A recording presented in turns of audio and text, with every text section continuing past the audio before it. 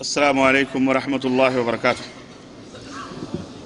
الحمد للہ نحمده ونستعینه ونستغفره ونؤمن به ونتوکل علیہ ونعوذ باللہ من شرور انفسنا ومن سیئات اعمالنا من يهده الله فلا مضل له ومن يضلله فلا هادي له واشهد ان لا اله الا الله واشهد ان محمدا عبده ورسوله اما بعد فإن خير الحديث كتاب الله وخير الهدي هدي محمد صلى الله عليه وسلم وشر الأمور محدثاتها وكل محدثة بدعة وكل بدعة ضلالة وكل ضلالة في النار. قال الله تبارك وتعالى في كلامه المجيد: أعوذ بالله السميع العليم من الشيطان الرجيم. بسم الله الرحمن الرحيم. يا أيها الذين آمنوا اتقوا الله حق تقاته ولا تموتن إلا وأنتم مسلمون واعتصموا بحبل الله جميعا ولا تفرقوا. وقال تعالى في موضع آخر: إن الذين يؤذون الله ورسوله لعنهم الله في الدنيا والآخرة وأعد لهم عذابا مهينا. وقال تعالى في موضع آخر: ورفعنا لك ذكرك. اللهم صل على محمد وعلى آل محمد كما صليت على إبراهيم وعلى آل إبراهيم إنك حميد مجيد. اللهم بارك على محمد وعلى آل محمد كما باركت على إبراهيم وعلى آل إبراهيم إنك حميد مجيد. تمام قسم کی حمد و ثنا، کبریائی اور بڑائی اس اللہ عز و جل کے لیے لائق و زیبہ ہے جس نے ہمیں اور آپ کو پیدا فرمایا، اور بیش بہا درود و سلام اس ذات مبارکہ مطہرہ پر جن کا نام نامی اسم گرامی احمد مجتبیٰ محمد مصطفیٰ صلی اللہ علیہ وسلم ہے۔ معزز، محترم و مکرم محتشم علماء کرام،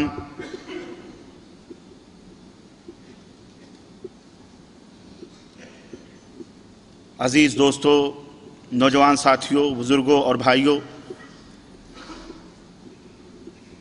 آج بتاریخ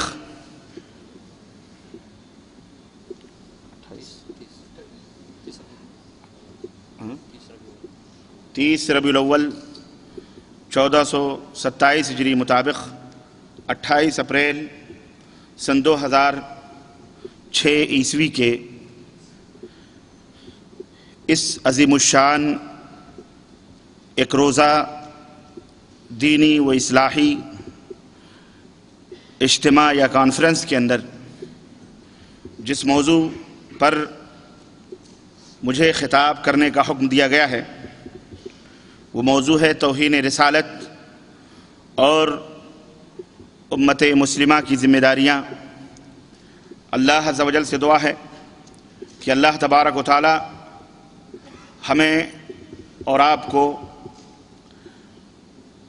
نیک عمل کرنے کی توفیق عطا فرمائے اور ہم سب کی حاضری کو قبول فرمائے، اور اللہ عز و جل جس طرح ہم یہاں اکٹھا اور جمع ہیں جنت الفردوس میں اسی طرح ہم سب کو اکٹھا فرمائے، اور اپنے نبی ہادی برحق ساقی کوثر تاجدار مدینہ جناب محمد الرسول اللہ صلی اللہ علیہ وسلم کی تعظیم، ان کی توقیر، ان کی تکریم اور ان کا دفاع کرنے کی ہم مسلمانوں کو توفیق عطا فرمائے، اور آپ کے ہاتھوں سے قیامت کے دن ہمیں جام کوثر نصیب فرمائے، آمین یا رب العالمین۔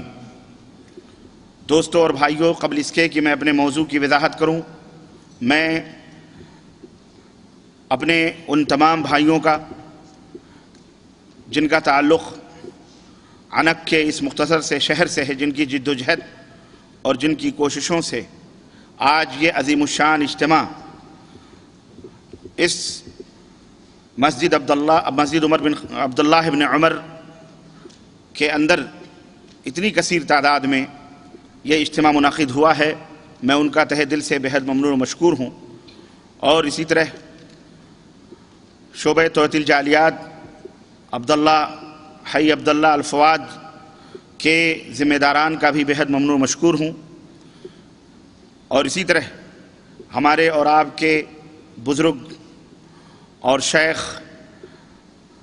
مولانا منیر قمر سیالکوٹی حفظہ اللہ جو رونق افروز ہیں، ان کا بھی میں اور ہم سب بےحد اور ممنون مشکور ہیں کہ آپ نے یہاں تشریف لا کر اس جلسے کو رونق بخشی، زینت بخشی۔ اللہ تعالیٰ ان سب کے جہود کو اور حاضری کو قبول فرما کر جنت الفردوس میں جگہ عطا فرمائے، اور اللہ تعالیٰ ہمارے گناہوں کا کفارہ بنائے، آمین یا رب العالمین۔ میرے عزیزوں، دوستوں اور بھائیوں، 30/8/2005 عیسوی کی بات ہے کہ یورپ کے ایک شہر، بلکہ یورپ کے ایک ملک ڈنمارک کی ایک مشہور اور معروف اخبار کمپنی جیلینڈ پوسٹن نے ایک تصویری مقابلہ رکھا جس میں 100 سے زیادہ لوگوں کی تصویر بنا کر پیش کی گئی، بلکہ 100 سے زیادہ لوگوں نے تصویریں بنائیں۔ یہ تصویری مقابلہ جس موضوع پر منعقد ہوا، آپ اگر اپنے دل کو تھام لیں اور اپنے ایمان کو بیدار کر لیں تو میں آپ کو بتلاؤں کہ یہ تصویری مقابلہ وہ عظیم الشان ہستی اور وہ عظیم الشان ذات کے بارے میں یہ تصویری مقابلہ رکھا گیا جیسی ہستی اس دنیا کے وجود میں آنے سے قبل اور بلکہ قیامت تک ایسی ہستی کبھی ہرگز وجود پذیر نہ ہوگی۔ وہ ہستی جس کا مرتبہ دنیا کے تمام انسانوں سے اعلیٰ اور ارفع، جسے اللہ عز و جل نے آسمانوں سے سلام بھیجا، وہ ذات مبارکہ مطہرہ جس پہ شب و روز لاتعداد فرشتے درود و سلام بھیج رہے ہیں، وہ ہستی جس کو رب العالمین نے حوض کوثر عطا کیا اور ارشاد باری ہوا انا اعطیناک الکوثر، اے نبی ہم نے آپ کو کوثر عطا فرمایا ہے۔ وہ ہستی جس کو رب العالمین نے مقام محمود عطا فرمایا، وہ ذات جس کو رب العزت نے اہل توحید کے لیے شفیع قرار دیا، سفارش کرنے والا بنایا، وہ ہستی جس نے کبھی آسمان کی طرف اگر انگلیوں سے اشارہ کیا تو چاند نے بھی اپنے سینے کو چاک کر دیا، وہ ذات مبارکہ مطہرہ جس کے ہاتھوں سے شرک کا قلعہ قمع ہوا، جس کو اللہ عز و جل نے انسانوں، جنوں، حیوانوں کے لیے رحمت بنا کر کے بھیجا اور جس کے سر پر نبوت کا تاج رکھا، وہ ہستی جس کو رب ذوالجلال نے تمام انبیاء کا سردار بنایا، وہ ذات مبارکہ مطہرہ نماز کو جس کی آنکھوں کی ٹھنڈک بنایا، جو امت کی رشد و ہدایت کے لیے راتوں کو اٹھ اٹھ کر رویا کرتا تھا، جس شخصیت پر ایمان لائے بغیر کوئی بھی انسان مسلمان نہیں ہو سکتا، وہ ذات جس سے محبت کرنا اللہ سے محبت کرنے کے برابر ہے، وہ ذات جس سے دشمنی کرنا اللہ سے دشمنی کرنے کے برابر ہے، جس شخصیت کا نام، جس کی تصویر دنیا کے چند غلیظ ترین ملکوں میں سے ایک ملک ڈنمارک نے بنایا، اور ڈنمارک میں جس کی تصویر بنائی گئی، اس شخصیت کا نام ہمارے اور آپ کے آخری نبی سید العرب والعجم حضرت محمد الرسول اللہ صلی اللہ علیہ وسلم ہے۔ اپنے پیارے نبی صلی اللہ علیہ وسلم کی محبت کا دم بھرنے والوں، اے مسلمانوں اور اے امت مسلمہ کے لوگوں، ذرا سوچو تو صحیح، کیا ہمیں یہ منظور ہے کہ کوئی بھی دنیا کا غلیظ ترین انسان جو خنزیر اور شراب کا پینے والا، شراب اور عیاشیوں کے نشے میں چور ہمارے نبی کی تصویر بنائے؟ کیا ہمیں یہ منظور ہے کہ آپ کے بارے میں غلط الفاظ استعمال کرے یا کرنے کی ہمت کرے؟ ہمارے ماں اور باپ اور ہماری جان اس ہستی مبارک کے اوپر قربان، ہم ہرگز اس بات کی اجازت نہیں دیں گے ان بدبخت انسان نما خنزیروں نے اور شراب کے اور عیاشیوں کے رسیا لوگوں نے ان 100 تصویروں میں سے 12 تصویریں منتخب کی اور ان تصویروں کی نسبت ہمارے اور آپ کے آخری نبی حضرت محمد الرسول اللہ صلی اللہ علیہ وسلم کی طرف کی.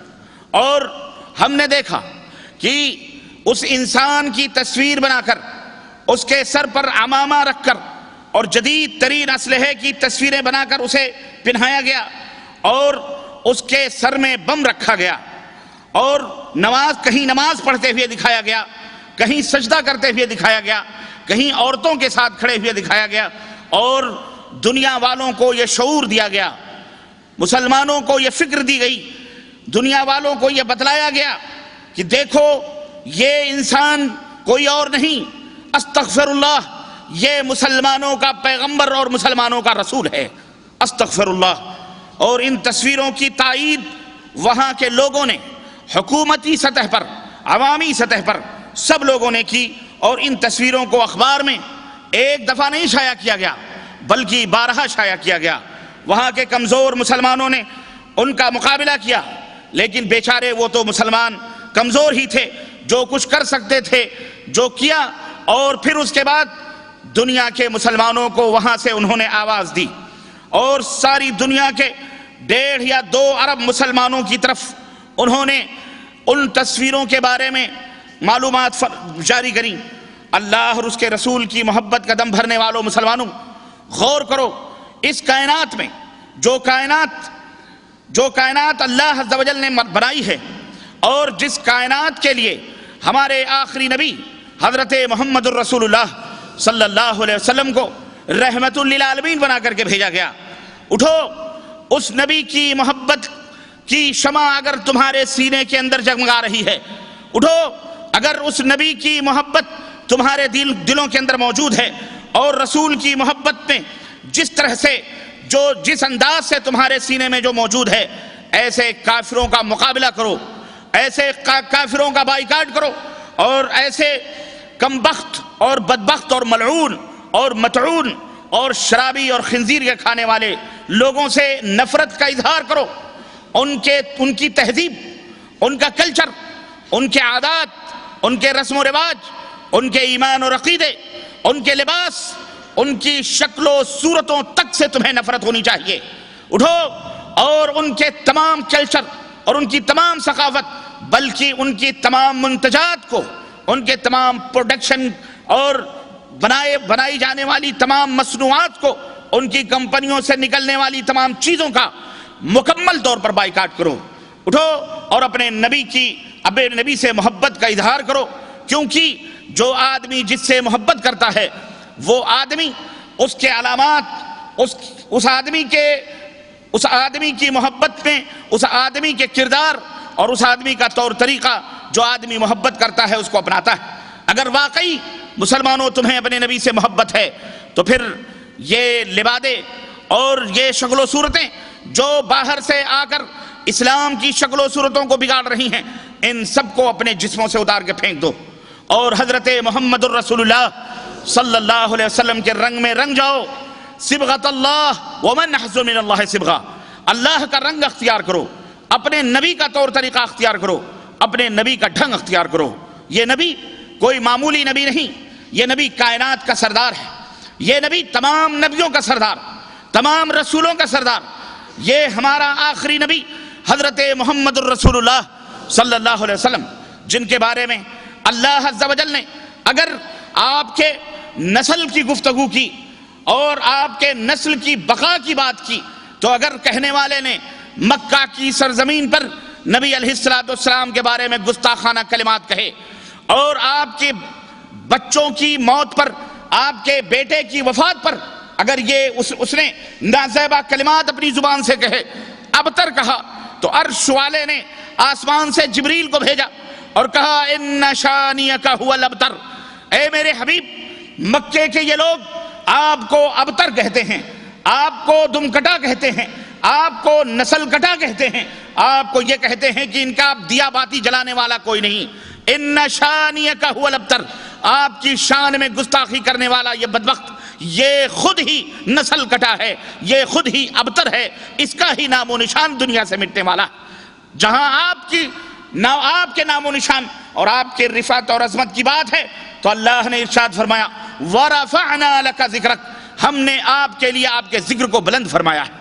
جہاں جہاں رب ذوالجلال کا نام لیا جائے گا، جہاں جہاں جن جن مناروں سے اشہد ان لا الہ الا اللہ کی صدائیں گونجیں گی، انہی مناروں سے، انہی مقامات پر، انہی علاقوں میں، انہی فضاؤں میں، اسی دنیا کے اندر، اسی کائنات میں اشہد ان محمد الرسول اللہ صلی اللہ علیہ وسلم کی صدائیں ضرور گونجیں گی۔ اور وقت نے، حالات نے، زمانے نے، تاریخ نے، صدیوں نے ان باتوں کو نوٹ کیا اور قیامت تک نوٹ کرتی رہیں گی کہ شرق سے لے کر غرب تک، مشرق سے لے کر مغرب تک، جنوب سے لے کر شمال تک، آج بھی اور انشاءاللہ قیامت کی صبح تک جہاں جہاں مسلمان رہتے اور بستے ہیں، جس دیش کے اندر رہتے ہوں، جس سرزمین پر رہتے ہوں، جس سمندر کے اگر سطحوں کے اوپر سفر کرتے ہوں، آسمان کی فضاؤں میں سفر کرتے ہوں، جہاں جہاں اللہ کا ذکر ہوگا وہاں پیغمبر اسلام حضرت رسول اللہ صلی اللہ علیہ وسلم کا ذکر ضرور ہوگا۔ یہ اللہ تبارک و تعالیٰ کا فضل اور اس کا کرم ہے کہ گھٹانے والوں نے ہمارے نبی کے مقام اور مرتبے کو گھٹانے کی کوشش کی، لیکن وہ خود گھٹ گئے، وہ خود مٹ گئے، وہ خود ذلیل و رسوا ہوئے۔ زمانے نے ان کے اوپر تھوکا، دھتکار دی اور پھر وہ دنیا کے اندر ذلیل و رسوا ہوئے، لیکن آپ کا مقام اور مرتبہ، آپ کی رفعت اور آپ کی شان یوں ہی بلند ہوتی رہی۔ وہ نبی جس کے دل کا تذکرہ اگر رب نے کیا تو رب نے ارشاد فرمایا ما کذب الفؤاد وما رأى، ما کذب الفؤاد ما رأى، اللہ اللہ۔ جس کے سینے مبارک کا اگر تذکرہ ہوا، الم نشرح لک صدرک سے فرمایا، جس کے علم کا تذکرہ فرمایا تو اللہ نے فرمایا علمہ شدید القویٰ، جس کی نظروں کا تذکرہ ہوا تو ما زاغ البصر وما طغى سے فرمایا، جس کے اخلاق کا تذکرہ ہوا وَإِنَّكَ لَعَلَىٰ خُلُقٍ عَظِيمٍ سے فرمایا، اور آپ کی عقل اور دانش کا تذکرہ ہوا تو مَا أَنْتَ بِنِعْمَةِ رَبِّكَ بِكَاهِنٍ وَلَا مجنون سے فرمایا، اور آپ کی یادداشت کا تذکرہ فرمایا سَنَقْرَؤُكَ فَلَا تَنْسَى۔ اللہ اکبر۔ آپ کا مقام اور آپ کا مرتبہ اس انداز سے اللہ تبارک و تعالیٰ نے جہاں جہاں قرآن کریم کے اندر فرمایا ہے، جاؤ قرآن کے صفحات پلٹ کر کے دیکھ لو، اور بھی دیگر نبیوں کے تذکرے ہوئے ہیں اور بھی رسولوں کا ذکر ہوا ہے، لیکن قرآن کے صفحات شاہد ہیں۔ اگر اللہ رب العزت نے اپنے حبیب کے علاوہ جس جس نبی کو مخاطب کیا ہے، جس جس نبی کو بلایا ہے، اس نبی کا صراحتاً کھلے طور پر نام ذکر کیا، یا عیسی ابن مریم، ذکر ہوتا ہے موسیٰ کا یا موسیٰ کہہ کر کے، ذکر ہوا یحییٰ کا یا یحییٰ خذ الکتاب بقوہ، ذکر ہوا زکریا کا یا زکریا کہہ کر کے خطاب ہوا، ذکر ہوا ابراہیم کا یا ابراہیم کہہ کر کے، ذکر بہت سارے نبیوں کا تذکرہ قرآن کے اندر ہوا۔ نوح کا تذکرہ ہوا، عیسیٰ ابن مریم کا تذکرہ ہوا، اسماعیل کا تذکرہ ہوا، یعقوب کا تذکرہ ہوا، یوسف کنعانی کا تذکرہ ہوا، اسماعیل ذبیح اللہ کا تذکرہ ہوا، ابراہیم خلیل اللہ کا تذکرہ ہوا۔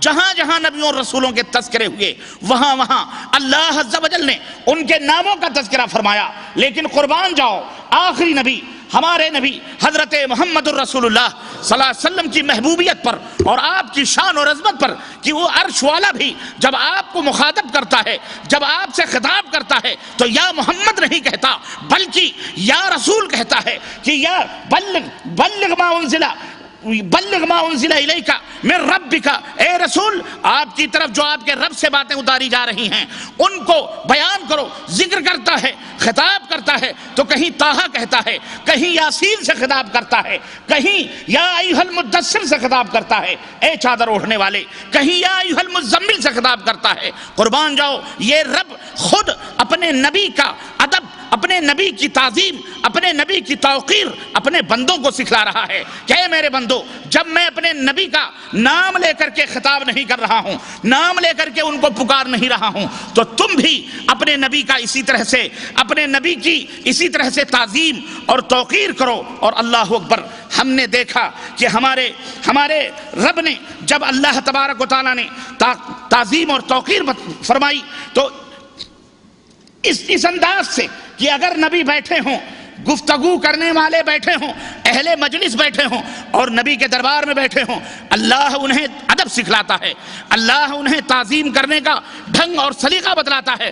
کسی صحابی کی آواز نبی کی آواز پہ بلند ہوتی ہے، اللہ عرش سے آواز دیتا ہے، یا ایھا الذین آمنوا لا ترفعوا اصواتکم فوق صوت النبی ولا تجهروا له بالقول كجهر بعضكم لبعض وان تحبط اعمالكم وانتم لا تشعرون۔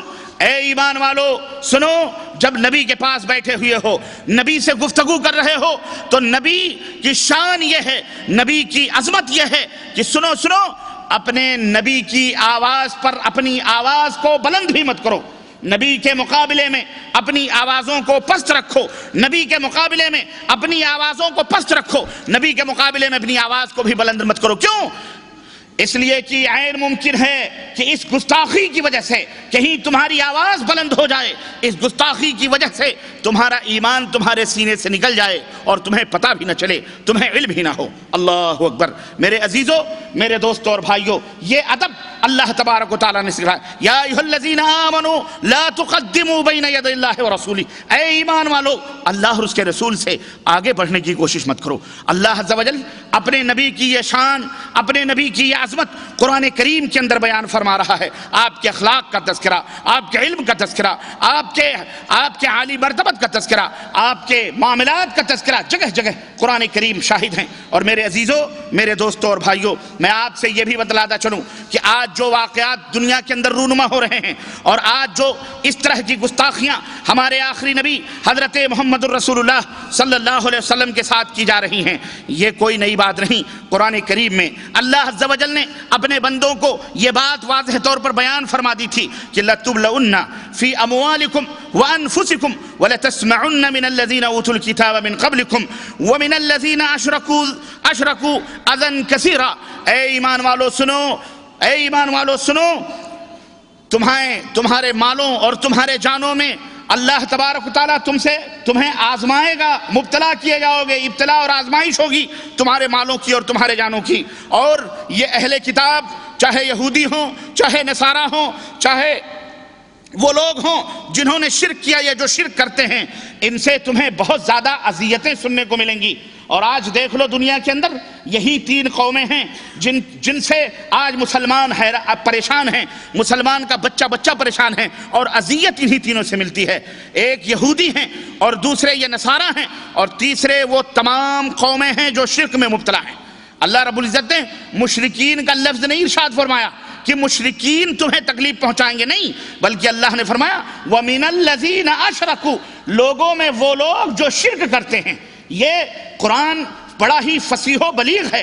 شرک کرنے والے صرف وہی نہیں جو آپ کا کلمہ نہیں پڑھتے، شرک کرنے والے صرف وہی نہیں جو محمد الرسول اللہ صلی اللہ علیہ وسلم کی رسالت اور نبوت کا اقرار نہیں کرتے، بلکہ ہر وہ شخص چاہے وہ کلمہ پڑھنے والا ہو یا بے کلمہ ہو، اگر وہ رب ذوالجلال کی الوہیت میں، اللہ عز و جل کی عبادت میں اور اس کے اسماء و صفات اور اس کی ربوبیت میں کسی کو شریک ٹھہراتا ہے، ادنا برابر بھی شریک ٹھہراتا ہے، وہ مشرک کہلایا جائے گا۔ وہ کیا کہلایا جائے گا؟ مشرک ہے وہ۔ اللہ عز و جل نے فرمایا من الذین اشرکوا، ان لوگوں سے تمہیں اذیت پہنچے گی جو لوگ شرک کرتے ہیں، جو لوگ شرک کرتے ہیں۔ چنانچہ آج بھی آپ مطالعہ کریں اور آپ مشاہدہ کریں پوری دنیا کے اوپر، مسلمانوں کو یہودیوں سے تکلیف، مسلمانوں کو اہل کتاب سے تکلیف، چاہے وہ یہود ہوں یا ہنود ہوں اور چاہے وہ نصارہ ہوں، اور اسی طرح مسلمانوں کو ان شرک کرنے والوں سے بھی اذیت پہنچتی ہے، چاہے وہ بٹھا کر پوجنے والے لوگ ہوں اور چاہے وہ سلا کر پوجنے والے لوگ ہوں، چاہے وہ کلمہ پڑھنے والے ہوں اور چاہے وہ بے کلمہ ہوں۔ یہ لوگ مومنوں کو، مسلمانوں کو اذیت پہنچاتے ہیں اور اپنے نبی سے محبت کرنے کا دم بھی بھرتے ہیں، لیکن شرک کر کے یہ اصلی اور حقیقی مومنوں کو اذیت پہنچاتے ہیں اور ان کو الٹا چور کوتوال کو ڈانٹنے والا فلسفہ اپناتے ہیں۔ میرے عزیزو، یہ تاریخ رہی ہے، رب نے اپنے بندوں کو بتلایا ہے ان سے اذیت پہنچے گی، ان سے تکلیف پہنچے گی تم کو، اور ان سے سنو گے ایسی سی باتیں تمہارا کلیجہ کٹ جائے گا، بائیکاٹ کریں گے۔ آج بھی دیکھ لو جہاں دنیا تمہارا بائیکاٹ کر رہی ہے، خود تمہارے درمیان کلمہ پڑھنے والے لوگ بھی کلمہ پڑھنے والے لوگ بھی ہمارے ملکوں میں ہمارا تمہارا بائیکاٹ کرتے ہیں، مسجدوں سے کالر پکڑ کر نکال دیا جاتا ہے، مسجدیں بنوائی گئیں، قبریں پوجی جا رہی ہیں، مزارات پہ صبح و شام سجدے ہو رہے ہیں، یا نبی سلام علیکہ کے کلمات گونجے جا رہے ہیں۔ اور میں کہتا ہوں گستاخی اگر تمہیں ڈنمارک کے لوگوں کی نظر آتی ہے، گستاخیاں اگر تمہیں ناروے کے لوگوں کی، المانیہ کی نظر آتی ہیں، گستاخی اگر یہود و نصارہ کرتے ہیں، میں کہتا ہوں اے مسلمانوں، ہماری ایمانی غیرت بیدار ہو جاتی ہے اور ہم بلبلا اٹھتے ہیں، لیکن ہمارا اپنا کلمہ پڑھنے والا جب گستاخی کرتا ہے، بتاؤ اسے کیا کہا جائے؟ آج گستاخی کرنے والے صرف ایک ہی قسم کے لوگ نہیں ہیں، بلکہ نبی کی توہین اور نبی کی اہانت کرنے والے ہمارے درمیان، ہماری صفوں کے اندر بھی موجود ہیں، ہمارے صفوں کے اندر بھی موجود ہیں، جو نبی سے عشق کا دعویٰ کرتے ہیں۔ مسئلہ صرف یہ ہے کہ وہ گستاخی ایک قوم وہ ہے جو عداوت و نفرت کے آگ میں جھلس کر اور بغض و حسد اور کینے کے انگار اپنے سینوں میں جلا کر ہمارے نبی کی گستاخی اور توہین کرتے ہیں۔ ایک قوم وہ ہے جو نبی سے محبت کا دم بھر کے عشق اور عشق نبی کا دعویٰ کر کے ہمارے نبی کی گستاخی کرتے ہیں۔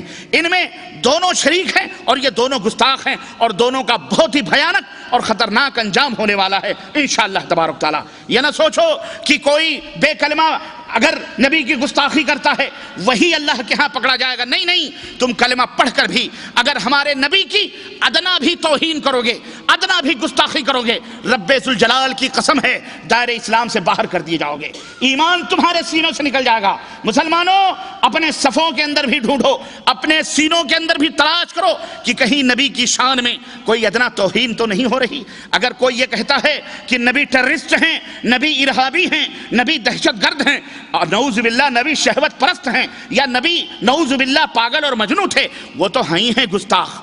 لیکن گستاخ وہ بھی ہیں، نعوذ باللہ گستاخ وہ بھی ہیں جو نبی کو انسانیت کے دائرے سے خارج کرتے ہیں اور کہتے ہیں ہم نبی سے محبت کرنے والے لوگ، ہمارے نبی بشر نہیں، نعوذ باللہ ہمارے نبی انسان نہیں۔ میں کہتا ہوں اس سے بڑا کفر اور کیا ہوگا؟ آپ کو اگر آپ کے باپ کو، آپ کے ماں کو، آپ کے بیٹے کو، آپ کے بھائی کو، یا آپ کے کسی بڑے کو کوئی یہ کہہ دے تو انسان نہیں ہے، آپ اس کا منہ نوچ لو گے؟ نوچو گے کہ نہیں نوچو گے کہ بدتمیز آدمی تو مجھے انسانیت سے خارج کر رہا ہے؟ اشرف المخلوقات رب ذوالجلال نے تو انسان کو بنایا ہے، اور میرے باپ کو، میری ماں کو، میرے بھائی، میرے بہن کو تو انسان سے خارج کر رہا ہے، تو کیا میں جانور ہوں؟ کیا میں حیوان ہوں؟ آج ایسے بھی لوگ ہیں، کان یوں نہیں پکڑتے، الٹا کان پکڑ کر کے آپ کو الٹی گنگا بہانے کی کوشش کرتے ہیں۔ رسول بشر نہیں ہیں، پھر رسول کیا ہیں؟ رسول انسان سے خارج۔ استغفر اللہ، استغفر اللہ، استغفر اللہ۔ یاد رکھو اشرف المخلوقات انسان ہے، اور اسی اشرف المخلوقات میں جس طرح تمام مخلوقات میں اشرف انسان ہے اور اللہ نے اپنے نبی کو انسان بنایا، تمام قبائل اور تمام خاندان کو اللہ عز و جل نے دیکھا، اس میں قبیلے قریش سب سے زیادہ اعلیٰ اور اشرف تھا، اللہ نے ان کو اس قبیلے سے بنایا، انسانوں میں سب سے اعلیٰ اور قبیلوں میں سب سے افضل، نبیوں میں سب سے اعلیٰ مقام لے کر ہمارے اور آپ کے آخری نبی حضرت محمد الرسول اللہ صلی اللہ علیہ وسلم بھیجے گئے۔ آپ کی شان اور آپ کا مقام اور آپ کی مرتبت یہ ہے۔ آج ان کی توہین آج جہاں یہود و نصارہ نے کی ہے، وہیں افسوس کا مقام یہ ہے کہ ہم مسلمانوں نے بھی کی ہے۔ کس طرح سے کہتے ہیں ہمارے نبی استغفر اللہ عالم الغیب والشہادہ، سینوں کے بھیدوں کو جاننے والے، ہمارے نبی دلوں کے بھیدوں کے اوپر واقف، ہمارے نبی ما کان وما یکون کا علم رکھنے والے۔ استغفر اللہ، ارے اللہ کہاں گیا؟ اللہ کو تم نے کیا مقام و مرتبہ دیا؟ ارے نبی کی محبت کا یہ مطلب نہیں ہے، نبی سے تعظیم اور توقیر کا مطلب یہ نہیں ہے کہ نعوذ باللہ اللہ کے مقام پر ان کو بٹھا دیا جائے۔ اللہ کے نبی نے تو ہمیں یہ تعلیم نہیں دی تھی۔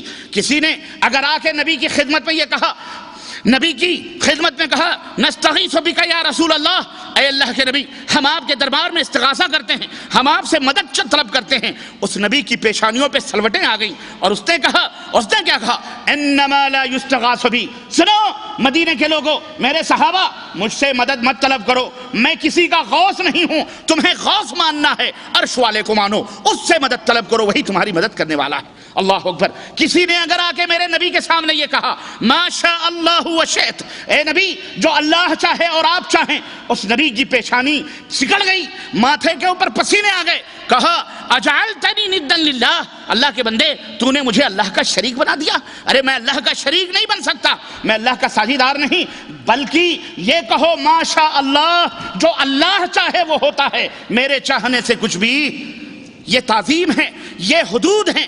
محبت کا یہ مطلب نہیں ہے کہ ماں کو بیوی کے مقام پہ رکھ لیا جائے اور بیوی کو ماں کے مقام پہ رکھ لیا جائے۔ محبت کے حدود ہوتے ہیں، ماں سے محبت کے انداز کچھ الگ ہوتے ہیں، بیٹی سے محبت کا تقدس کچھ الگ ہوتا ہے، بیوی سے محبت اور پریم کا انداز کچھ الگ ہوتا ہے۔ لیکن ان بدماشوں کو دیکھو، ان کچھ فہموں کو اور کچھ کھوپڑی والوں کو، ان مولویوں کو جو دنیا والوں کو الٹی گنگا الٹا پاٹھ پڑھاتے ہیں، الٹا سبق سکھلاتے ہیں کہ اللہ کے نبی کو بھی نعوذ باللہ عالم الغیب والشہادہ قرار دے کر کہتے ہیں یہ نبی کی تعظیم ہے، یہ نبی کی توقیر ہے، یہ نبی کی تعظیم نہیں ہے۔ اور میں کہتا ہوں اس سے بڑی گستاخی کیا ہوگی کہ نبی کو اگر تم یہ کہتے ہو کہ اللہ کے نبی عالم الغیب والشہادہ تھے، ما کان وما یکون کا علم تھا، ہم دیکھتے ہیں کہ وہی نبی 70 صحابہ اس کے سامنے خاک و خون میں تڑپتے ہوئے نظر آتے ہیں۔ کچھ لوگ آتے ہیں کہتے ہیں ہماری بستی میں چند مسلمان ہوئے ہیں، آپ کچھ لوگوں کو قرآن پڑھانے کے لیے بھیج دیجئے۔ 70 قرآ، حافظ قرآن، قاری قرآن نبی رحمت صلی اللہ علیہ وسلم مسلمانوں کی خدمت کے لیے روانہ کرتے ہیں۔ وہی قرہ مدینہ کے حدود سے جب باہر جاتے ہیں، ہم نے دیکھا کہ ان کو قتل کیا گیا اور ان کے ہاتھوں کو، گردنوں کو خاک و خون میں انہیں تڑپایا گیا۔ مدینے سے باہر نبی رحمت کو خبر ملی، بلبلا اٹھے، اللہ کے نبی نے فوج بھیجی، گرفتار کرو ان مردودوں کو جنہوں نے میرے صحابہ کو قتل کیا۔ گرفتار کیے گئے، پکڑے گئے، لائے گئے۔ وہ ہستی، وہ ذات مبارکہ جو رحمت للعالمین کی سند لے کے آئی، لیکن اپنے صحابہ کی شان اور اپنے صحابہ کی گستاخی، اپنے صحابہ کی وہ اذیت تکلیفیں آپ کو برداشت نہ ہوئیں۔ آپ نے کہا ان کے الٹے ہاتھ اور پیر کاٹے جائیں، ان کو باندھا جائے، ان کو دھوپ کی تمازت اور شدت کے اندر چھوڑ دیا جائے، سلاخیں گرم کی جائیں، سلاخیں گرم کی گئی لوہے کی، اور ان سلاخوں کو ان خبیث اور ان قاتلان صحابہ کے آنکھوں میں ڈال دیا جائے۔ وہ رحمت للعالمین، اللہ اکبر، جو ایک بچے کے رونے پر اپنی نمازوں کو مختصر کر دیا کرتا تھا۔ اگر عورت کی آواز پیچھے بچے کی رونے کی آتی تو اللہ کے نبی اپنی نماز کو ہلکی کر دیتے، سورتوں کو مختصر کر دیتے اور کہتے میرا دل یہ نہیں چاہتا کہ نماز اللہ کی ہو اور اس میں کوئی بچہ روئے اور اس کے ماں کی نماز میں کوئی تشویش ہو۔ وہ نبی اتنا بڑا رحیم، اتنا بڑا رؤوف، اتنا بڑا شفیق اور مہربان، لیکن ان بدماشوں کے آنکھوں میں، ان گستاخان صحابہ کے آنکھوں میں لوہے کی سلاخیں ڈلوا کر ان کی آنکھوں میں سرخ سلاخیں ڈلوا دیں اس نبی نے۔ ذرا غور کرو، میں کہتا ہوں اور ان جاہلوں سے پوچھنا چاہتا ہوں، ان مولویوں سے جو اپنی میری قوم کو اور میرے نبی کے پیاری پیاری امت کے لوگوں کو الٹا سبق پڑھا کر گمراہ کرنے کی کوشش کرتے ہیں اور شرک کے مرتکب ہوتے ہیں اور کہتے ہیں اللہ کے نبی کو تو سب کچھ پتا تھا۔ میں پوچھنا چاہتا ہوں، اللہ کے نبی کو سب کچھ پتا تھا تو یہ بھی تو معلوم رہا ہوگا کہ یہ 70 صحابہ جو میں بھیج رہا ہوں یہ جا کے ابھی اگلے مقام پر شہید کر دیے جائیں گے، قتل کر دیے جائیں گے۔ تیری گستاخی کہاں جا رہی ہے؟ نہ زمین میں سمانے والی نہ آسمان میں۔ میں پوچھنا چاہتا ہوں کہ ان 70 صحابہ کو قتل کیا اللہ کے نبی جان بوجھ کر کے، جانتے تھے انہیں قتل کیا جائے گا اور آپ نے بھیج دیا؟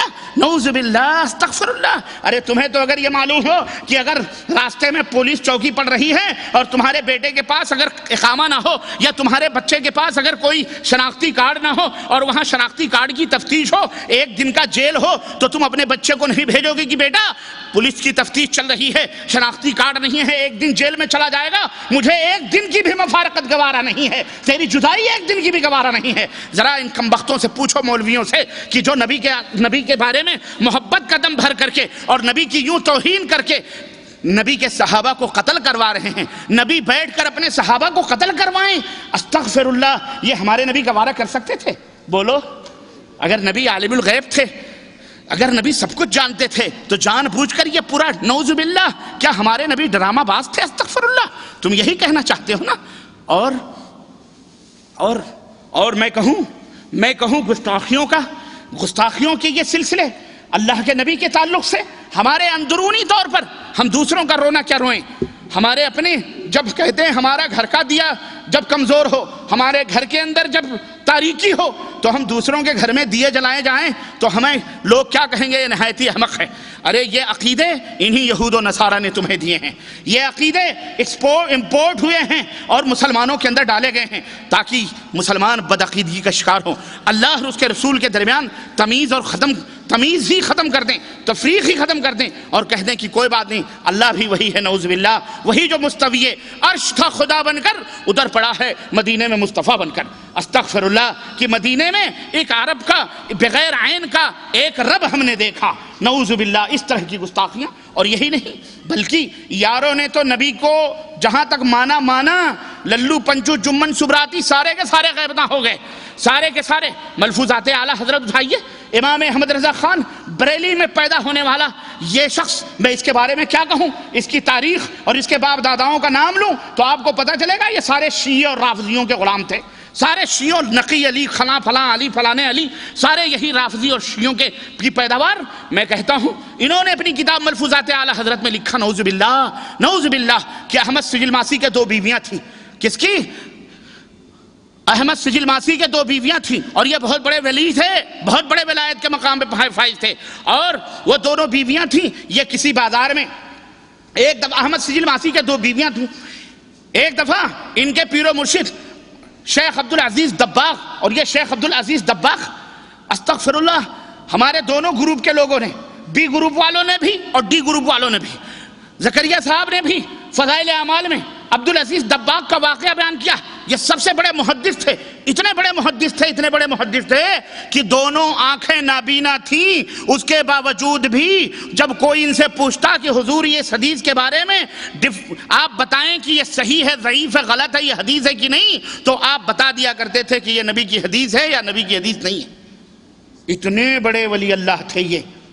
ہاں، یہ ڈی گروپ والوں نے، اور بی گروپ والوں کی تو خیر بات ہی الگ ہے، یہ تو ہر جگہ، ہر جناب علی جہاں بھی دیکھو، لالو شاہ، کتے شاہ، طوطے شاہ، فلانے شاہ، ڈھکانے شاہ، سب چل رہے ہیں، یہ تمام موجود ہیں۔ ملفوظات اعلیٰ حضرت اٹھاؤ، اس کے اندر باقاعدہ احمد رضا خان صاحب نے لکھا ہے، احمد سجل ماسی کی 2 بیویاں۔ ایک دفعہ عبدالعزیز محدث کبیر دباغ نے ان سے پوچھا کہ اے احمد یہ بتلاؤ کہ کل رات کو سنو ذرا غور سے، رات کو اپنی ایک بیوی کو چھوڑ کر دوسری بیوی کے پاس تم سو رہے تھے اور اس سے ہم بستری کر رہے تھے، ایسا کیوں کر رہے تھے؟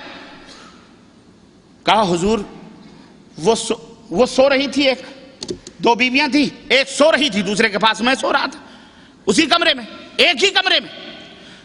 کہا کہ وہ سوتی نہ تھی، وہ سوتے میں جان ڈالی تھی، یعنی یوں ہی جھوٹی آنکھ بند کر کے لیٹی تھی۔ حضرت عبدالعزیز دباغ، کہا حضور رات کی اتنی تاریکیوں میں، رات کے اتنے 12-2:30 بجے تقریباً یہ کارکرم ہوتے ہوں گے لوگوں کے، آپ کو کیسے معلوم ہوا کہ میری ایک بیوی اسی کمرے میں تھی جو سوتی نہ تھی، سوتے میں جان ڈالی تھی؟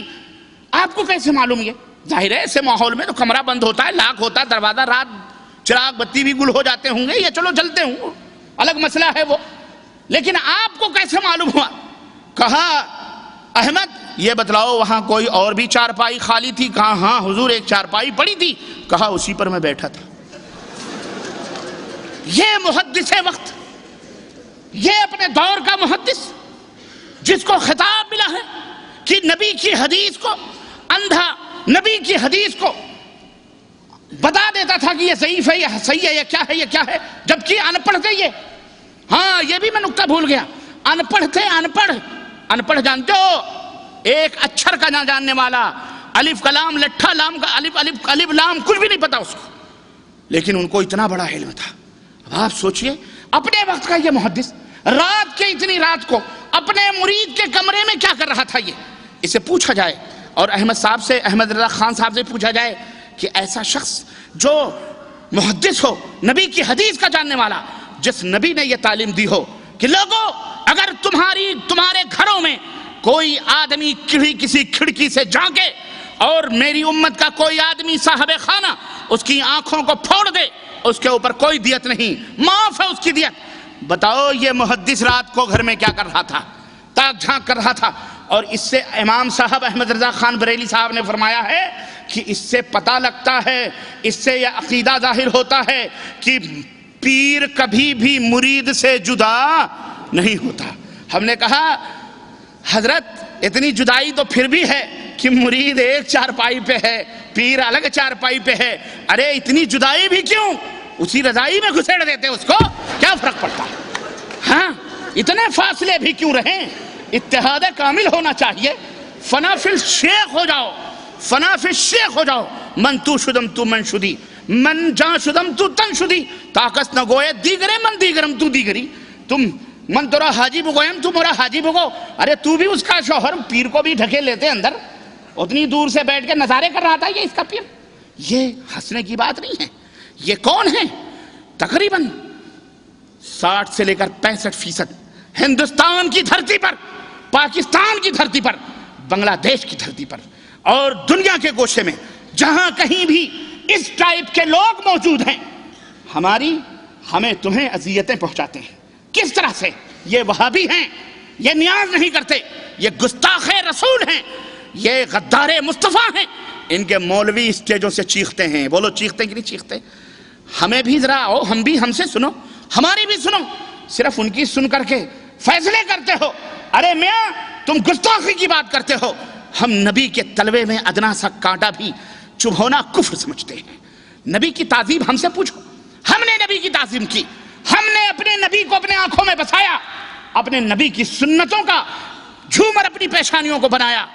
تو ہم نے نبی کے مقابلے میں کوئی بستی، مدینے کے مقابلے میں کوئی بستی بھی ہمیں نظر نہ آئی. مدینے سے افضل کوئی بستی نہیں، اور مدینے والے سے بہتر کوئی امام بھی ہمیں نظر. ہم نے امام مانا، مدینے والے کو مانا. تم نے کس کو امام مانا؟ کوفہ بصرہ. اور وہاں سے چھٹے تو ہندوستان کی دھرتی پر نہ جانے کس کس کو امام در امام، امام در امام. ہم نے کہا اس امام کے مقابلے میں جسے عرش والے نے امامت کبریٰ عطا فرمائی، جسے عرش والے نے شب معراج کی رات میں عرش والے نے مصلی پہ کھڑا کر کے آدم سے لے کر عیسیٰ تک تمام نبیوں اور رسولوں کا امام بنایا. جاؤ اس امام کو ترازو کے ایک پلڑے پہ رکھ دو، اور تمام نبیوں کو اور قیامت تک کے آنے والے تمام ولیوں کو، صحابہ کو، سب کو ترازو کے ایک پلڑے پہ رکھ دو. ہمارے امام کا مقابلہ کوئی کر سکتا نہیں کر سکتا. ہم نے کہا اس امام کے مقابلے میں دوسرے کو امام کیوں بناتے ہو؟ کہنے لگے یہ بد مذہب ہے، یہ غیر مقلد ہے. یہ دیکھو انداز دیکھو. میں کہتا ہوں توبہ کرو اللہ تعالیٰ سے.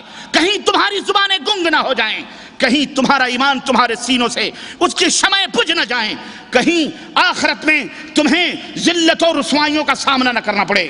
میرے عزیزو، اس دنیا کے اندر زبان درازیاں کر لینا بہت آسان ہے. ایک دوسرے کو طعن و تشنیع کر لینا بغیر کسی دلیل اور بغیر کسی حجت کے کسی کو گستاخ کہہ لینا یہ بہت آسان ہے. لیکن قرآن اور سنت کے اوپر عمل کرنے والے، قرآن اور سنت کے مقابلے میں کسی چیز کو لانا جوئے شیر لانے کے مترادف ہے. تمہیں جو کچھ کرنا ہے تم کرو، لیکن یاد رکھو قیامت کے دن بہت برا حشر ہونے والا ہے. مسلمانوں اللہ سے ڈرو، اپنے نبی کی توہین اس انداز سے بھی مت کرو. یہود و نصارہ جو توہین کرتے ہیں وہ کر رہے ہیں.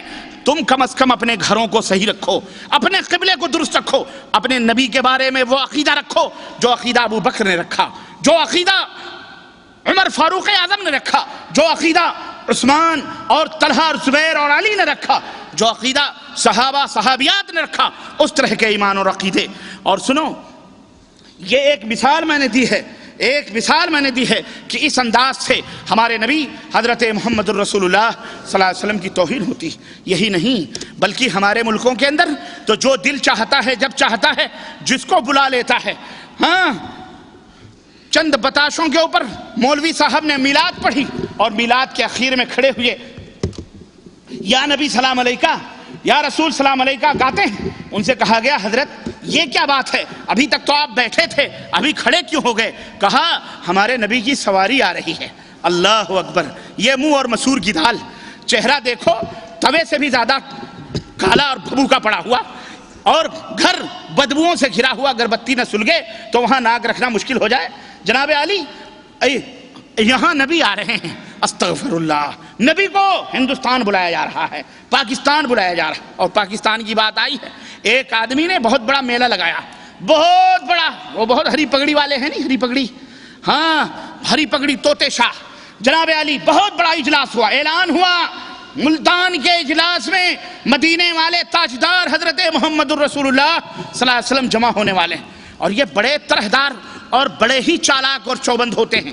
چنانچہ اس جلسے میں بہت بڑا اجتماع ہوا، پاکستان کے کونے کونے سے یہ وزیر اعظم ہیں، یہ صدر ہیں، یہ فلاں ہیں، سب حاضر ہوئے، بڑے بڑے وزیر، بڑے بڑے منسٹر بھی گئے، اور جناب علی خیمہ لگایا، اس نے خیمے کو قمقموں سے سجا دیا، گنبد خضرا جیسا، اور سجانے کے بعد میں وہاں عود اگربتیاں خوب سلگا دیں، اور کہا اسی خیمے کے اندر چارپائی پر ہمارے نبی آرام فرما رہے ہیں، لیکن یہ سب کو نظر نہیں آئیں گے، یہ انہی کو نظر آئیں گے جو سنی ہوں گے اور جن کا نسب اور جن کی نسل جو ہوگی وہ صحیح ہوگی، نطفہ جن کا صحیح ہوگا انہی کو نظر آئیں گے، جن کا نطفہ صحیح نہیں ہوگا، ایمان غلط ہوگا، ان کو ہمارے نبی نظر نہیں آئیں گے۔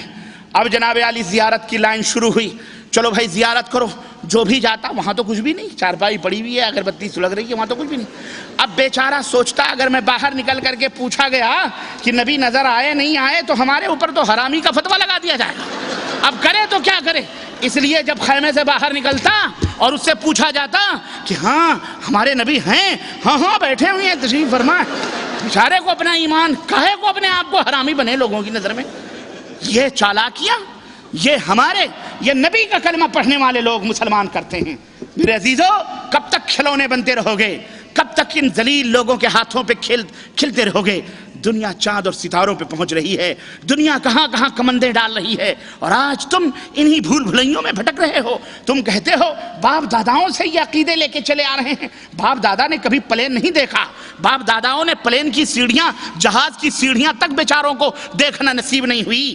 دنیا کمانے کے لیے تمہیں باپ دادے نظر نہیں آتے، تم تو لوگوں کے کندھوں کو پھلانگتے ہوئے پلینوں پر، راکٹوں پر سفر کر رہے ہو، اور دین کو تم نے اتنا مسکین اور اتنا غریب اور اتنا اجنبی اور اتنا کمتر سمجھ لیا کہ اس کو سمجھنے کے لیے تمہیں باپ دادے، ارے باپ دادے ان کی عزت، ان کا احترام سراغوں پہ، ان کی وہ باتیں جو قرآن و سنت کے مطابق ہیں ہمارے سراغوں پہ، لیکن ان کی وہ باتیں جو قرآن و سنت کے خلاف ہیں ہرگز حاشا و کلا ہم اس کو قبول کرنے کے لیے تیار نہیں ہیں۔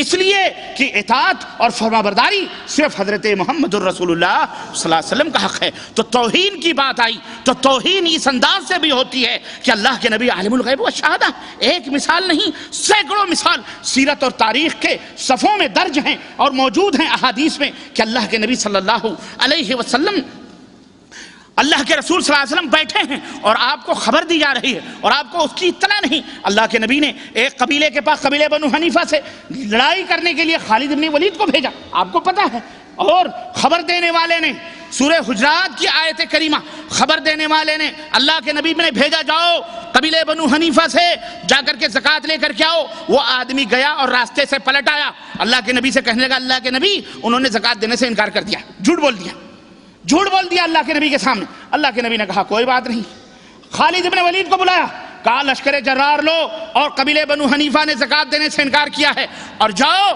اور ان سے زکوٰۃ لے کر کے آؤ۔ حضرت خالد بن ولید لشکر لے کر کہا زکوٰۃ لے کے آنا ورنہ قتل کر دینا، ایک ایک کو چھوڑنا نہیں، قتل کر دینا۔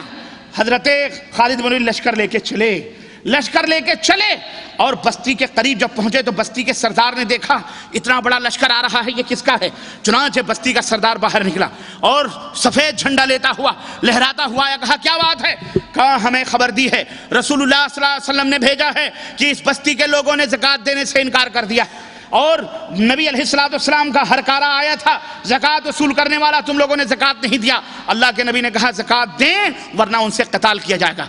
سردار قبیلہ نے کہا اللہ کے بندو ہمارے ہاں تو کوئی آیا ہی نہیں، کوئی بندہ نہیں آیا، جہاں تک زکوٰۃ کی بات ہے چلو اپنی آنکھوں سے دیکھو ہمارے آنگن میں پوری بستی کی زکوٰۃ موجود ہے، ابھی ہم تو انتظار کر رہے ہیں کہ نبی کا کوئی آدمی آئے اور ہم زکوٰۃ اس کے حوالے کریں اور یہ زکوٰۃ کا مال مدینہ پہنچے، ہمیں تو پتہ ہی نہیں ہے، کوئی آیا ہی نہیں۔ اللہ اکبر، کتنا بڑا معاملہ تھا، یہ کوئی معمولی معاملہ نہیں تھا کہ لشکر بھیج دیا جائے اور بے گناہ لوگوں کو قتل کروایا جائے۔ میں پوچھنا چاہتا ہوں اللہ کے نبی جانتے تھے کہ یہ جھوٹ بول رہا ہے، جانتے تھے اگر وہ عالم الغیب تھے جانتے تھے یہ جھوٹ بول رہا ہے، جانتے تھے کہ یہ قبیلے والوں نے زکوٰۃ دی ہے، جانتے تھے کہ قبیلے کے سردار لوگ بری ہیں، اس کے باوجود بھی خالد کو بھیج کر قتل کروا رہے تھے۔ استغفر اللہ۔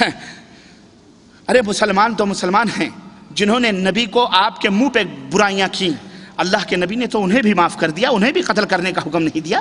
بیٹے نے جب تلوار نکال لی اور مدینے کے دروازے پہ کھڑا ہو گیا, اور سننے والے نے اسے سنایا تھا کہ میرے باپ نے کہا ہے کہ جب مدینہ واپس ہوں گے تو ذلیل لوگوں کو مدینے سے باہر کریں گے اور عزت دار رہیں گے.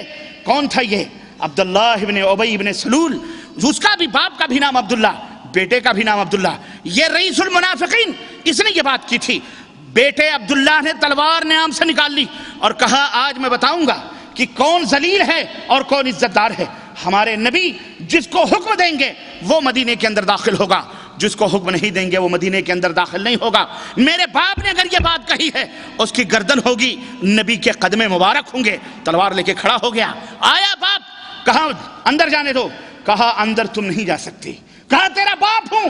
کہا تجھ سے بھی زیادہ افضل میرا نبی پیچھے آ رہا ہے, جب تک اس کی اجازت نہ ہوگی آج بتاؤں گا کہ مدینے کے اندر ذلیل داخل ہوگا یا عزت دار داخل ہوگا. آؤ آج ہم تمہیں بتائیں گے. کھڑا رکھا باپ کو, کہا تم نے گستاخی کی ہے میرے نبی کی شان میں. گستاخی کی سزا یہ ہے کہ اس کی زندگی چھین لی جائے. اس کو جینے کا حق اس دنیا کے اندر نہیں رہتا. تجھے ہم زندہ نہیں رہنے دیں گے جب تک میرے نبی تجھے زندگی نہیں بخشیں گے. اللہ کے نبی آئے, پتا چلا, معاملات کو دیکھا. آپ نے کہا عبداللہ جانے دو, تیرا باپ ہے کوئی بات نہیں. اللہ اکبر, آپ نے معاف کر دیا, غیروں کو معاف کر دیا, جانتے ہوئے بھی کہ یہ میرا دشمن ہے, جانتے ہوئے بھی. کئی دفعہ عمر بن خطاب کے ہاتھ تلوار کے میانوں پہ تڑپ اٹھے اور کئی دفعہ کہا دعنی اقتل ھذا المنافق یا رسول اللہ. اللہ کے نبی یہ سینوں پہ چڑھ کے چل رہے ہیں. ہم دیکھتے ہیں کہ آپ جب منبر پر بیٹھتے ہیں خطبہ دینے کے لیے, یہ خبیث سب سے پہلے آپ کے سامنے کھڑا ہوتا ہے. عبداللہ ابن ابی ابن سلول کھڑا ہو کر کے خطبہ دیتا ہے اور کہتا ہے اے لوگو سنو, یہ رسول اللہ ہیں, یہ سب سے محترم ہیں, یہ سب سے معزز ہیں, یہ سب سے مکرم ہیں, اور ان کا احترام کرو, ان کی اطاعت کرو. یہ منافق نبی کے سامنے, نبی کے منبر کے پاس کھڑا ہو کر نبی کے خطبہ سے پہلے عمر بن خطاب کہتے ہیں کہ ہم رشک کرتے تھے, ہمیں جرأت نہیں ہوتی تھی کہ ہم اپنے نبی کے سامنے کھڑے ہو کے کوئی بات کریں. لیکن یہ منافق کھڑا ہو کر کے بات کرتا تھا. یہی وہ منافق تھا جو احد کے میدان میں 300-350 صحابہ کو لے کر کے واپس ہوا, اس وقت جبکہ فوج کی ضرورت تھی. یہی وہ منافق تھا اور وہی موقع تھا اللہ کے نبی صلی اللہ علیہ وسلم کے سامنے. احد کے بعد پھر جب وہ عبداللہ کھڑا ہوا, ابی ابن سلول کھڑا ہوا, تو پھر اب عمر بن خطاب تڑپ اٹھے اور پکڑ کر کے اس کے گریبان کو بٹھایا, کہا خلاص بیٹھ, اب تو تیرا معاملہ لوگوں کے اوپر ظاہر ہو گیا ہے, اب تجھے خطبہ دینے کی ضرورت, میرا نبی کافی ہے خطبہ دینے کے لیے. وہ نبی اپنے اس پرائے کو جانتے ہوئے بھی کہ یہ گستاخ ہے, یہ بدماش ہے. عمر بن خطاب نے کتنی دفعہ کہا اجازت دو اس کو قتل کر دیں, لیکن اللہ کے نبی نے کہا نہیں, یہ ہمارے سامنے آتا ہے, کلمہ پڑھتا ہے, 5 وقت کی نماز نبی کے پیچھے پڑھتے تھے. ہاں 5 ٹائم کی. ہماری تمہاری تو حالت یہ ہے کہ ہم منافقت کا توبہ کرتے ہیں کہ ہم منافق نہیں ہیں, پھر بھی نماز میں نہیں حاضر ہوتے, نماز نہیں پڑھتے. لیکن وہ منافق وہ تھے جو باقاعدہ نبی کے پیچھے 5 ٹائم فجر سے لے کر عشاء پوری نمازیں پڑھتے تھے, پھر بھی اللہ کے نبی کے تعلق سے دلوں میں ان کے بغض اور حسد تھا. اللہ کے نبی نے کہا نہیں, اس کو مت قتل کرو, اس کو قتل کرو گے تو مدینے کے لوگ کہیں گے, یہود و نصارہ کہیں گے کہ محمد اپنے ماننے والوں کو قتل کرواتے ہیں صلی اللہ علیہ وسلم. وہ نبی جس نے اپنوں غیروں کو بھی معاف کیا. یہ بتاؤ وہ زکوٰۃ دینے والے جنہوں نے زکوٰۃ بھی دی, جمع بھی کی, انتظار بھی کر رہے ہیں, اللہ کے نبی نے اس ایک جھوٹے آدمی کی بات کو قبول کر کے خالد ابن ولید کو بھیجا. کیا اللہ کے نبی یہ سب میٹر جانتے تھے, بوجھتے تھے, سمجھتے تھے؟ اس کے باوجود بھی اپنے چاہنے والوں کو قتل کروانے کے لیے فوج بھیج سکتے ہیں؟ بولو ذرا, پوچھو ان ملانوں سے. انہیں نہ سیرت کا پتہ, نہ انہیں نبی کی صورت کا پتہ, نہ انہیں نبی علیہ الصلوۃ والسلام کی سنت کا پتہ. انہیں تو بریلی, کوفہ, بصرہ, دیوبند یہی چند چیزیں ان کو معلوم ہے. مدینہ اور مکہ اور نبی کی سیرت اور نبی کی سنت کا بیچاروں کو کیا پتہ. یہ تو فقہ کی بھول بھلائیوں میں پوری زندگی گزار دیتے ہیں, فرج داخل اور فرج خارج کے سمجھ میں ان کو یہ بھی سمجھ نہیں آتی، اسی کے اندر ان کی زندگی گزرتی ہے۔ ارے سیرت پوچھنی ہے، سنت پوچھنی ہے تو ان فقیروں سے پوچھو، ان علماء سے پوچھو جن کی زبانوں پر قال اللہ اور قال الرسول کی سجائیں رات کی تاریکیاں ہوں یا دن کے اجالے ہوں، جو شب و روز جنہوں نے اڑھنا بچھونا بنایا ہوا ہے کہ مانیں گے یا تو عرش والے رحمان کی، مانیں گے یا مدینے والے کے فرمان کی، اس کے علاوہ کسی اور تیسرے کا سکہ چل سکتا؟ بولو، تم نے تو نہ جانے کتنے کھوٹے کھوٹے سکے چلا لیے، کس کے نام پر؟ محبت کے نام پر۔ ایسا نہیں ہے میرے عزیزو، میں پوچھنا یہ چاہتا ہوں، ایک واقعہ نہیں، ایسے سینکڑوں واقعات احادیث کے اندر موجود ہیں جس میں اگر یہ مان لیا جائے کہ اللہ کے نبی عالم الغیب والشہادہ ہیں، استغفر اللہ، نبی کی بہت بڑی توہین، نبی کی بہت بڑی توہین۔ اور نبی ہر جگہ حاضر و ناظر، نبی ہاں ہر جگہ حاضر و ناظر، ہندوستان بھی پہنچ رہے ہیں، پاکستان بھی پہنچ رہے ہیں، بنگلہ دیش بھی پہنچ رہے ہیں، ہر جگہ سب کے میلاد میں شریک ہو رہے ہیں، سب کے گھر گھر میں شریک ہو رہے ہیں، سب کی مسجدوں۔ میں کہوں ذرا مجھے بتلاؤ، ایک وہ شخص بھی تھا کہ نبی مسجد کے اندر حاضر ہوئے، نبی بیمار ہیں، نبی نے کہا ابو بکر کو نماز پڑھانے کا حکم دیا جائے، ابو بکر نماز پڑھانے کے لیے کھڑے ہوئے، محسوس ہوا، دیکھا نبی حجرے مبارک سے تشریف لا رہے ہیں، اللہ اکبر، نبی حجرے مبارک سے بیماری سے اٹھ کر تشریف لا رہے ہیں، مصلی کے اوپر تشریف لا رہے ہیں۔ حضرت ابو بکر پیچھے کے بل، ایڑیوں کے بل مصلی چھوڑ کر پیچھے ہٹنے لگے، امامت کے مصلی سے پیچھے ہٹنے لگے۔ نبی علیہ السلام پیچھے پہنچے، ہاتھ رکھا اور بغل میں بیٹھے، آپ نے نماز پڑھی، نماز پڑھنے کے بعد میں پوچھا کہ ابو بکر کس چیز نے تجھے پیچھے ہٹنے پر مجبور کیا؟ ارے تجھے میں نے مصلی پہ کھڑا کیا تھا، تو کیوں پیچھے ہٹ رہا تھا مجھے دیکھ کر؟ کہنے لگے ابو قحافہ کے بیٹے کی یہ جرات ہو سکتی ہے کہ نبی موجود ہوں، نبی حاضر ہوں، نبی کو دیکھ رہا ہوں اور نبی کے مصلی پہ کھڑا ہوں، یہ ابو قحافہ کے بیٹے کی کہاں جرات ہو سکتی ہے؟ اللہ کے نبی، میری یہ جرات نہیں ہے کہ آپ کے ہوتے ہوئے مصلی پہ وہ افضل البشر نبی علیہ السلام، ان کے بعد سب سے زیادہ افضل ابو بکر صدیق اس کائنات میں نبیوں اور رسولوں کے بعد، اس کا تو یہ عالم ہو کہ نبی موجود ہوں، نبی حاضر ہوں، دیکھ رہا ہے، مصلی کے باہر بتا رہا ہے، مقتدیوں کی صف میں کھڑا ہو رہا ہے۔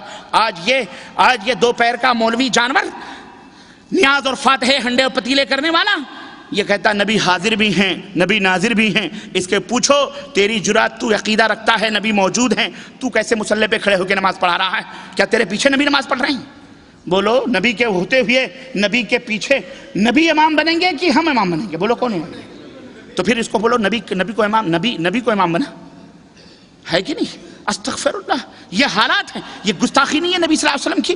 بولو اس سے بڑی گستاخی کیا ہو سکتی ہے؟ اور اس میں اللہ کی بھی گستاخی ہے اور اس میں رسول اللہ صلی اللہ علیہ وسلم کی بھی گستاخی ہے۔ یہ سب گستاخیوں کی مثالیں ہیں، ایک نہیں سینکڑوں مثالیں موجود ہیں میرے عزیزوں، میرے دوستوں، میں اس میں وقت صرف نہیں کرنا چاہتا۔ دشمن دو طرح کا ہے، ایک خارجی ہے، ایک داخلی ہے۔ امت مسلمہ کو حقیقت سمجھنا چاہیے کہ داخلی دشمن یہ زیادہ ڈینجر اور خطرناک ہے بنسبت خارجی دشمن کے۔ خارجی دشمن یہ یہود و نصارہ ہیں، یہ کھلم کھلا ہم سے دشمنی کرتے ہیں، عداوت و نفرت کر کے ہمارے نبی کی توہین کرتے ہیں، ہم ان سے نپٹتے ہیں، لیکن ہماری صفوں میں کلمہ پڑھنے والے کچھ ایسے انہی کے امپورٹ کیے ہوئے کچھ ایسے دشمن بھی موجود ہیں۔ شکلیں ہماری جیسی رکھنی، داڑھیاں مسلمانوں جیسی رکھنی، پگڑیاں مسلمانوں جیسی باندھنی، منبر مسلمانوں کا بنا لیا، مسجدیں اپنی بنا لی، اور ان مسجدوں پر مسلمان کا دعویٰ کر کے کلمہ پڑھ کر کے مسلمانوں کی صفوں میں انتشار پیدا کرنے کے لیے ایسے لوگ داخل کیے گئے ہیں، یہود و نصارہ کی طرف سے داخل کیے گئے ہیں، اور داخل اس لیے کیے گئے تاکہ ان کے شیرازے کو منتشر کیا جائے، ان کے درمیان وحدت کو ختم کیا جائے، ان کے اتحاد کو پارا پارا کیا جائے۔ ہمیں اور آپ کو، امت مسلمہ کو، ان دونوں دشمنوں کو سمجھنا ہے اور دونوں دشمنوں سے نپٹنا ہے اور دونوں کی حقیقتوں کو جاننا ہے اور عوام کو سمجھانا ہے، نبی کی پیاری پیاری امت کے لوگوں کو بتلانا ہے کہ ایسے شکنجوں میں نہ آؤ، ایسی شعبدہ بازیوں میں نہ آؤ۔ اسلام ایک واضح اور صاف ترین ستھرا، شیشے سے شفاف، دودھ سے بھی زیادہ سفید اور سورج کی روشنی سے بھی زیادہ روشن اس کی راتیں اسلام کی موجود ہیں۔ تم ان خطوط پر، ان لائنوں پر اور ان راستوں کے اوپر عمل کرو جو حضرت محمد الرسول اللہ صلی اللہ علیہ وسلم، وہ باتیں جس کے اوپر مدینے والے کی مہر لگی ہیں اس کو مانو، وہ باتیں جو مدینے والے کی مہر سے خارج ہیں، کوئی بھی ہو، پوری دنیا مل کے تصدیق کرے، ہم اسے قبول کرنے کے لیے تیار۔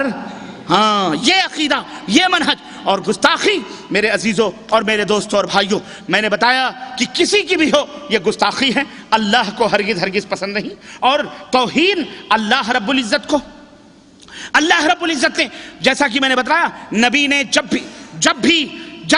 جب تک نبی علیہ السلام نے توحید کا ڈنکا نہیں بجایا، جب تک نبی نے توحید کی دعوت نہ دی، تب تک پورا مکہ ان کو سلاخوں پہ بٹھائے رکھا، امین، صادق، معزز، محترم، سب کچھ اپنے نبی کو، ہمارے نبی صلی اللہ علیہ وسلم کو انہوں نے بیان دیا، بتلایا، قبول کیا۔ لیکن جیسے ہی نبی نے یہ کہا لا الہ الا اللہ، اللہ کے سوا کوئی معبود نہیں، اللہ کے سوا کوئی معبود حقیقی نہیں، اللہ کے سوا کوئی مشکل کشا نہیں، اللہ کے سوا کوئی حاجت روا نہیں، اللہ کے سوا کوئی بگڑی بنانے والا نہیں، اللہ کے سوا کوئی دلوں کے بھیدوں کو جاننے والا نہیں، اللہ کے سوا کوئی عالم الغیب والشہادہ نہیں، اللہ کے سوا کوئی بھی اللہ کے سوا نفع اور نقصان کا مالک نہیں، اللہ کے سوا کوئی کارساز نہیں، اللہ کے سوا کسی کو دائمی زندگی میسر نہیں، اللہ ہی حی لا یموت ہے، اللہ ہمیشہ سے زندہ ہے، ہمیشہ زندہ رہے گا، اللہ کے سوا کسی کو بقا نہیں، سب کو فنا کے گھاٹ اترنا ہے۔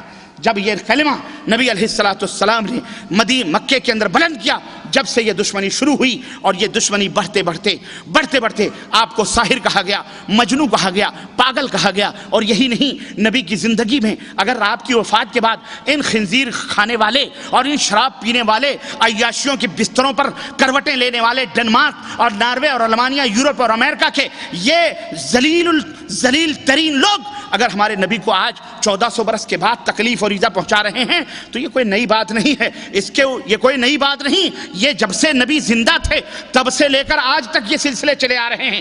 نبی علیہ السلام کو کتنی دفعہ قتل کی سازش کی گئی، یہودیوں نے قتل کرنے کا پلان بنایا اور بالکل مکمل طور پر قتل کرنے کا ایک دم تہیہ کر لیا۔ اللہ تبارک و تعالیٰ نے اپنے نبی کی حفاظت کی، اپنے نبی کا دفاع کیا، اپنے نبی کو بچایا۔ تو عرض کرنے کا مطلب یہ ہے، یہ کوئی نئی بات نہیں ہے، بلکہ شروع سے ہی جب توحید کا جھنڈا بلند ہوگا، جب توحید کا غلغلہ ہوگا، جب اسلام کی شمعیں دنیا کے اندر روشنی پھیلائیں گی، تب تک کفر تڑپے گا، بلبلائے گا۔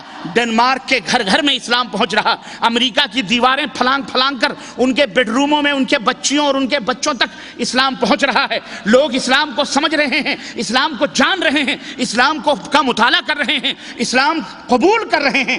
یہ چرچ میں اور یہ بت قدوں میں بیٹھے ہوئے موٹے موٹے پادری، ان کے مال کو کھانے والے بڑے بڑے مالداروں نے ان کو سپورٹ کیا، ان کی دولتوں کو کھانے والے یہ لوگ، ظاہر ہے مالدار پوچھتے ہیں، اے پادری صاحب، اے فادر، یہ بتلاؤ چرچ سے ہم کو کیا فائدہ ہو رہا ہے؟ اتنے دعات ہیں، اتنے تمہارے مبشرین ہیں، اتنے مشنریاں چل رہی ہیں، ہاسپٹل بنائے جا رہے ہیں، اسکولز قائم ہو رہے ہیں، یہ بتاؤ یہ مسلمانی بڑھتے جا رہے ہیں، یہ فقیر بھی ہیں، قلاش بھی ہیں، پچھڑے لوگ بھی ہیں، تہذیب و تمدن سے دور بھی ہیں، اور سخت لوگ بھی ہیں، ارہابی بھی ہیں، ٹیررسٹ بھی ہیں، دہشت گرد بھی ہیں، ہم لوگ بڑے امن و شانتی کے علمبردار ہیں، پیامبر ہیں، لیکن کیا بات ہے کہ مسلمان ہی بڑھتے جا رہے ہیں، اتنی دولتیں ہم خرچ کر رہے ہیں، اتنے پیسے ہم خرچ کر رہے ہیں، بتاؤ آج نصرانیت کیوں نہیں پھیل رہی ہے؟ نصرانیت تیزی کے ساتھ کیوں نہیں لوگوں کے اندر راسخ ہو رہی ہے؟ وجہ کیا ہے؟ پادریوں نے سوچا اب اس کا کیا جواب دیں، یہ تو خود عیاشی کر رہے ہیں، ذلیل ننوں کو بچہ پیدا کر کے ہاں جھوٹے موٹے یتیم خانے قائم کیے ہوئے ہیں، یتیم خانے کا آپ جہاں بھی چرچ دیکھو گے وہاں ضرور کوئی نہ کوئی یتیم خانہ ہوگا، پتہ ہے آپ کو؟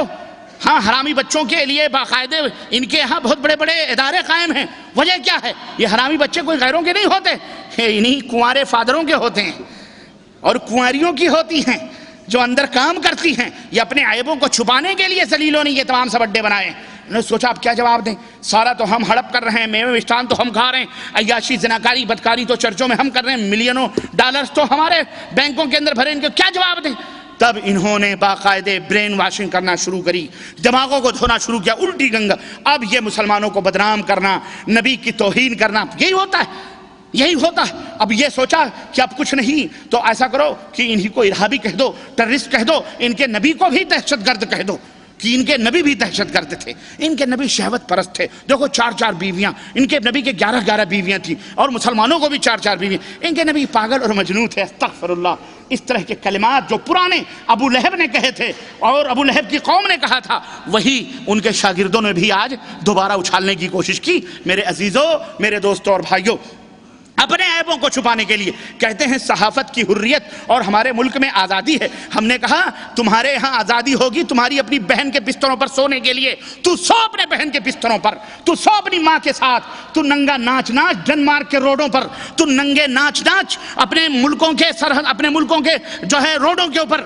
لیکن اگر کسی مسلمان کی باؤنڈری میں, مسلمان کے آنگنوں میں تم نے جھانکنے کی کوشش کی تو تمہارے ان چہروں سے تمہاری آنکھیں کھینچ لی جائیں گی اور تمہاری گردن تمہارے جسم سے جدا کر دی جائے گی.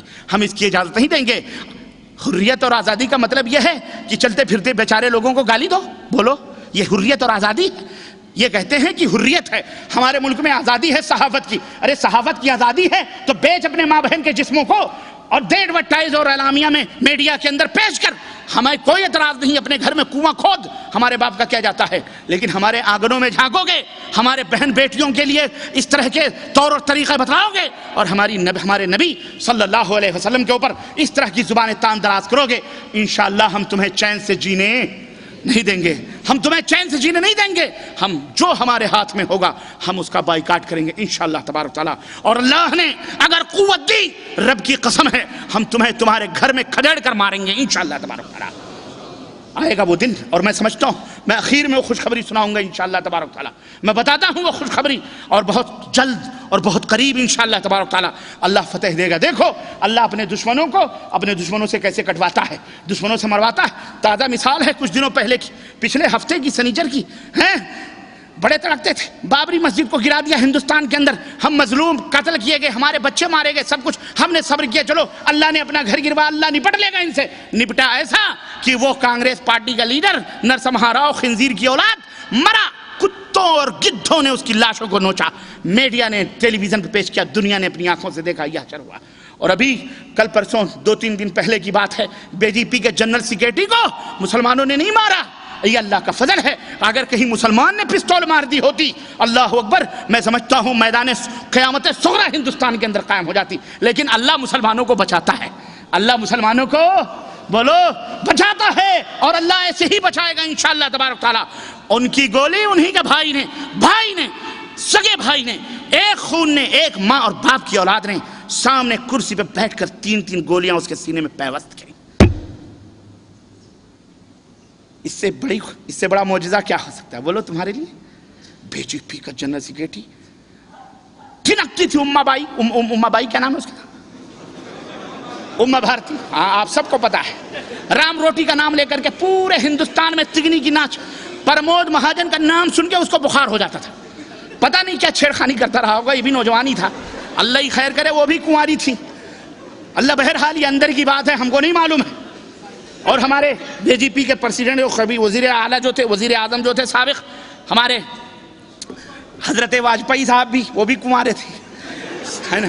ہمارے پریسیڈنٹ بھی ابو بکر زین العابدین عبد الکلام, وہ بھی کنوارے ہیں.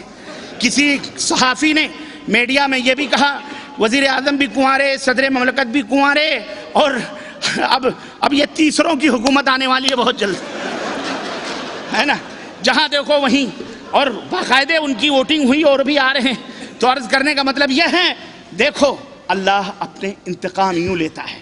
اور آج جو سٹھیا رہے ہیں نا, یہ اودی مودی گودی شودی اگاڑیا پگاڑیا, یہ سب ایسے ہی چاہیں گے انشاءاللہ. تمہارا ایمان صحیح ہو, آسمان کی طرف اپنے ہاتھوں کو اٹھاؤ, وہ اللہ اکبر ہے. وہ کون ہے؟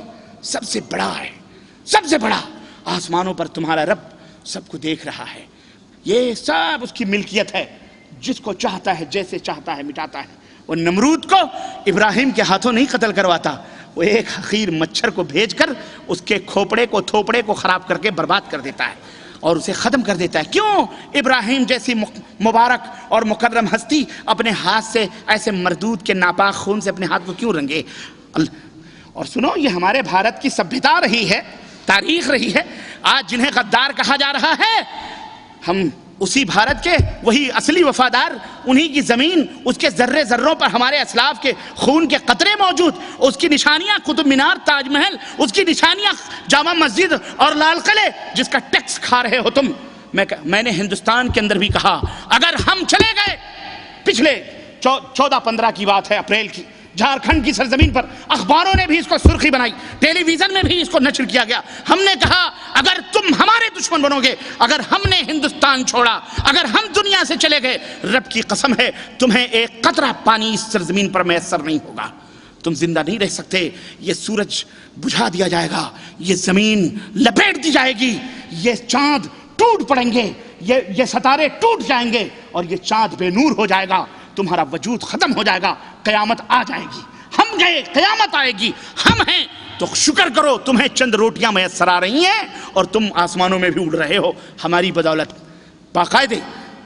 تو عرض کرنے کا مطلب یہ ہے کہ اللہ تبارک و تعالیٰ سے ڈرو، اللہ کی مدد کرو، رسول کے دین پر استقامت اختیار کرو، رسول کی عظمت اور رسول کی محبت اپنا اڑھنا بچھونا بنا لو اور دلوں میں یہ اعتقاد رکھ لو کہ مانیں گے تو یا تو عرش والے کی اور یا تو مدینے والے کی. بس